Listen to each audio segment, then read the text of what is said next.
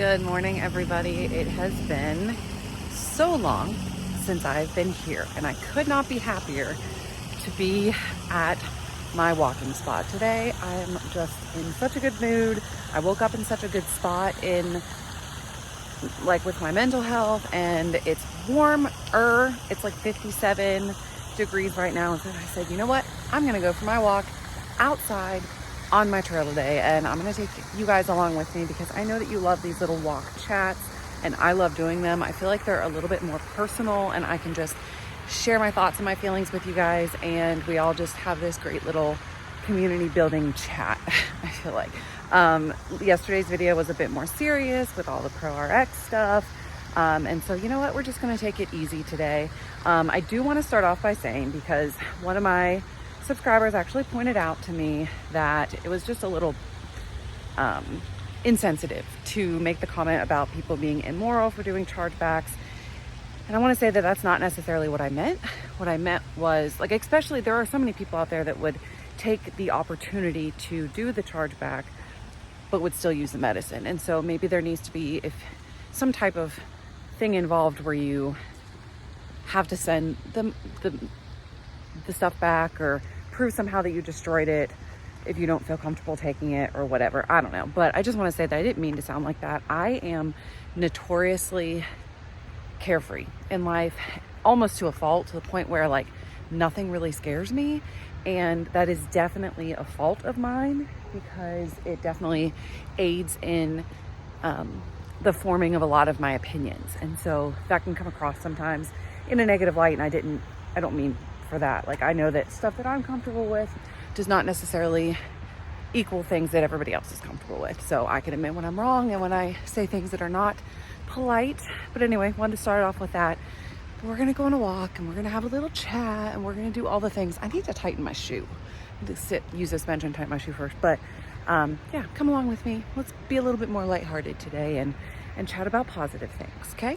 All right, call me crazy, but I feel like with this little green growth here, and there's some green on the trees, I feel like I'm starting to see spring popping through.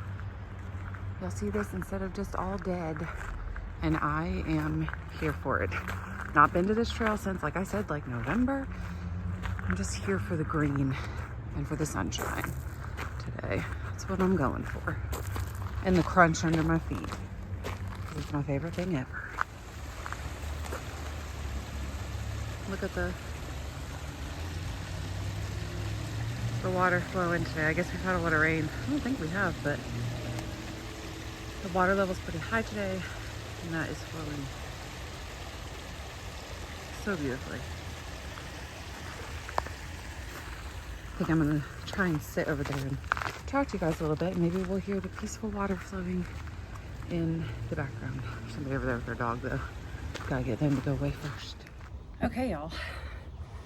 My stomping grounds, back at them again. The winter is coming to a close and we're here, right? Got the sunshine giving me some lighting. Let's have a chat. So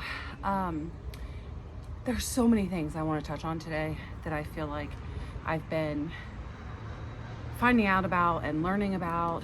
I've really been into lately podcasts. I've been really getting into the podcast world in terms of GLP-1 use, and there are so many different ones out there. I mean, you can listen to Dr. Tina Moore, you can listen to Oprah, you can listen to so many different people that are coming out and speaking on their own journeys and having experts on the show and all the things. So if you're somebody with like a long car ride, definitely recommend looking into GLP-1 related podcasts if you're interested in that sort of thing. But the one I've been really listening to lately is called The Plus Sides. And I am absolutely in love with them. It's two women who are both on GLP-1s. They're in their like late 30s, early 40s, so kind of around my age. And they talk a lot about like their experiences, but they have experts on their show every single week. So what I wanted to talk about today was something that I think is absolutely amazing, like a really big step in the right direction in terms of health in regards to your weight. So the last couple episodes, they've had an endocrinologist on there who's just absolutely amazing. Apparently she has a TikTok. I cannot remember her name off the top of my head, but she's been in the last several episodes, and I'll try to remember to link their show down below. But the one topic that she talked about in the one I listened to today was how most doctors are starting to shy away from the BMI scale, which is your body mass index, which essentially takes your height versus your weight, and kind of gives you what they think is your adiposity level, your fat level, right? And how that has been over the past several years sort of debunked and proven to not be a huge thing that is really a good representative of overall health. And so now they're using something called the BRI, which is the Body Roundness Index. And I think that this is such a move in the right direction. So let me explain to you in layman's terms kind of what it is. So instead of taking your height and your weight and all that like the BMI does, the Body Roundness Index takes your height versus your waist and hip circumference. And it is a better indicator of your overall adiposity level, because you can have, the example they use is that you can have somebody that is 5'6" and weighs 200 pounds, and somebody that is 6 foot tall and weighs 200 pounds, and just the way the body mass index scale was set up is just not a good representation. Whereas, or just the fact that you can have somebody 5'6", 200 pounds, two people that are 5'6", 200 pounds having completely different body composition. So one person might carry all their weight in their legs, the other one might have, triple D boobs, one person might have it all in their stomach, whatever. And how the abdominal fat level is the higher indicator of heart health and brain health and all of those things, and how that directly translates into your overall health, whereas different body compositions and the old BMI scale doesn't allow for those differences in where you're carrying your fat, because it's been proven over and over again. This is not a new thing, that abdominal, like the abdominal snowman, carrying extra weight in your abdomen is increasingly worse for your health, especially your heart health. So, people with higher fat levels on their stomach tend to have a much higher rate of having heart disease. This is not new information. Like I said, that's been around for a long time. So I really think that this is interesting. So one of the things that I found pretty interesting in this, I came to this conclusion myself basically, was that through me having the tummy tuck when I was 240 something pounds, ultimately made me drastically more healthy, because they took 10 pounds of fat off my stomach. And if I had like levels and a full workup and a whatever check done at that time, that I should have had a comparison done before tummy tuck and after tummy tuck, because the level of fat that I had taken off of my abdomen was so great that it probably made a huge difference in my overall health. I keep hearing things like someone's coming, but I think it's a squirrel. So I found that so interesting, and I want to know your thoughts on that as well. I think that moving to the body roundness index could be a much better indicator for health versus using the BMI index and saying, well, if you have a BMI over 25, then you're fat and you're unhealthy or whatever, when that is just not necessarily true, and that's been proven over the last several years that that's just not true. Interested to see what level of doctors move to using that scale over the BMI. Would be quite interesting to hear. Another thing that they've really been touching on in this podcast, and it really got me thinking, because you guys know that I am somebody that has struggled from mental health issues in the past, or still, I mean, if I wasn't on my anxiety medicine, I still would, just from like childhood stuff. And the level of people that have suffered from mental health issues and the whole psychological aspect of weight is like, just the fact that GLP1s could rebalance hormones to solve a lot of mental health issues is just absolutely amazing. I'm not saying like if you're schizophrenic that GLP1s are going to make you not schizophrenic, right? But what I'm saying is that we have all created in our life this mass anxiety surrounding diet culture and surrounding weight loss culture, And we have anxiety around what we look like, what we wear, how other people perceive us, whatever, and how rebalancing our hormones through GLP1s could essentially cure that anxiety. And there is so many people that have come out and talked about how they feel so much less anxious on GLP1s, in regards to not just their own body, but also like in everyday life. Because again, GLP1s are a hormone replacement therapy, and they are rebalancing levels of things in your brain that have been out of whack. All right, y'all, this could not have come at a better time, but do you see those women right there? Okay, so they just walked by me and and I paused the video because they were talking rather loud, and so, and it, you know, their whole conversation doesn't need to be on YouTube, whatever.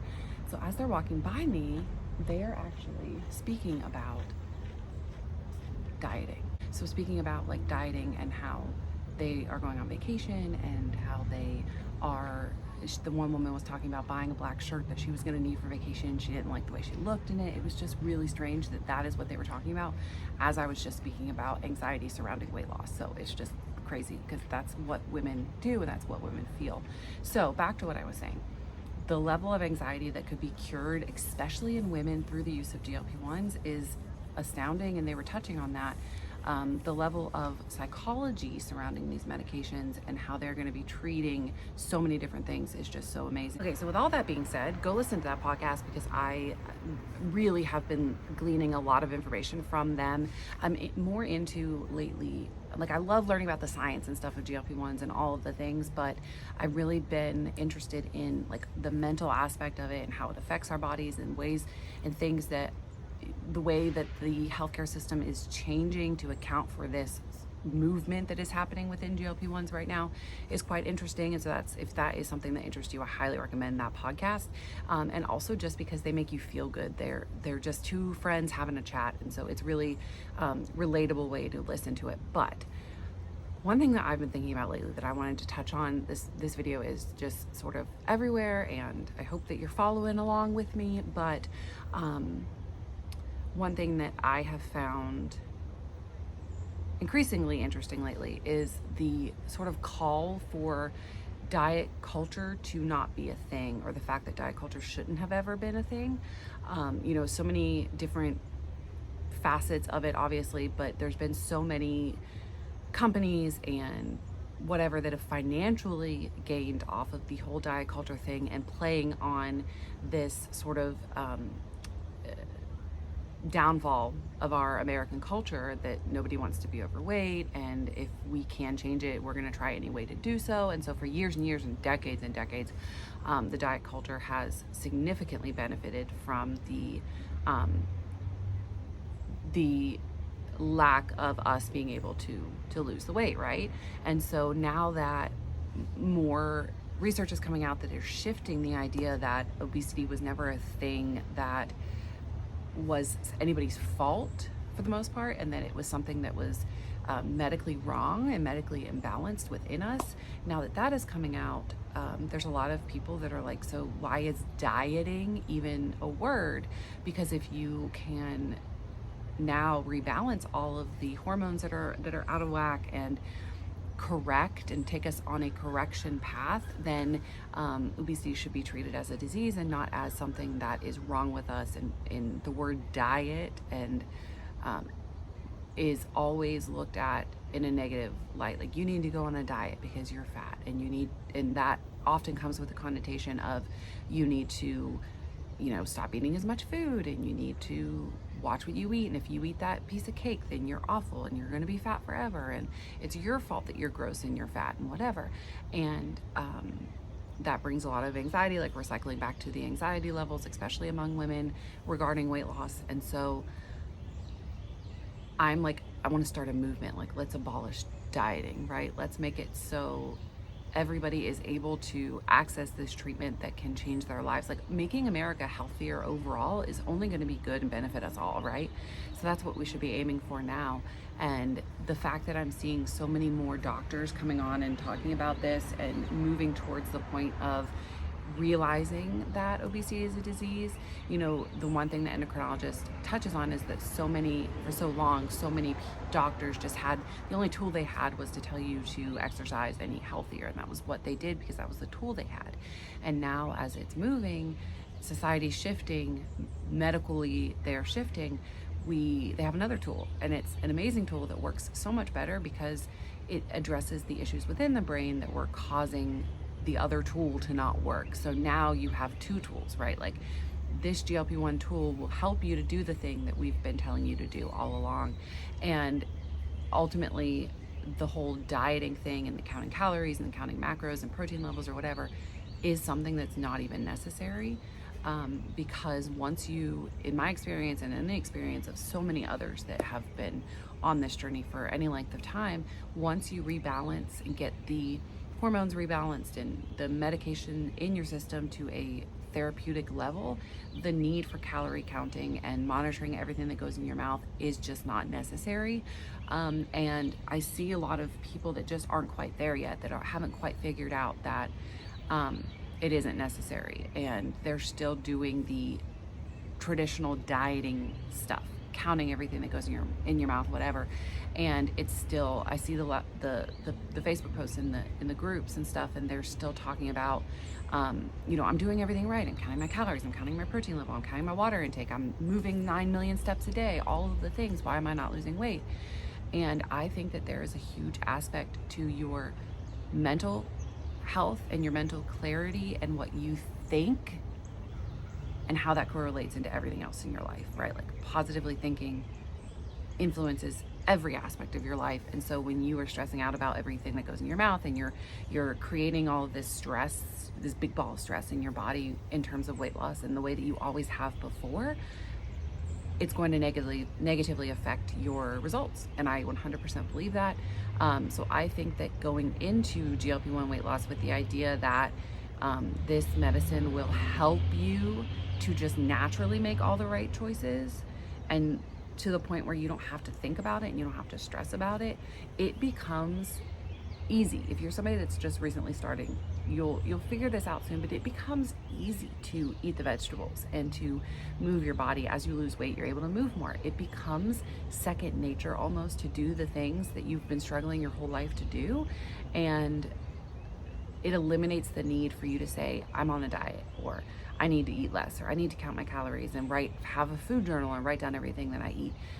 It just becomes null and void, because the ultimate goal is to be healthier and to reach that level of health that all of our skinny, healthy friends have reached their whole life. And the amount of people that just live the healthier life all the time, they don't keep food journals. They don't count what goes in their mouth. They don't do any of that.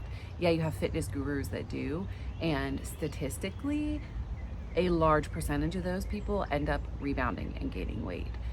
Because keeping a food journal and counting your calories realistically for your whole life is just not something that many people are able to do.